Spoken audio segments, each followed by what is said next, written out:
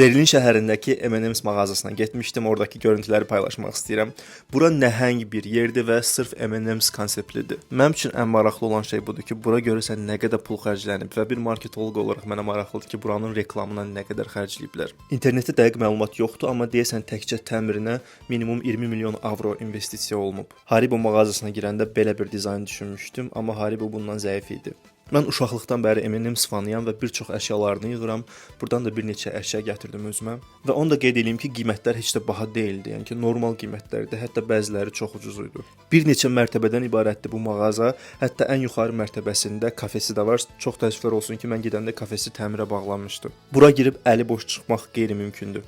Ən maraqlı isə budur ki, özünüz öz seçiminizi eləyə bilərsiniz.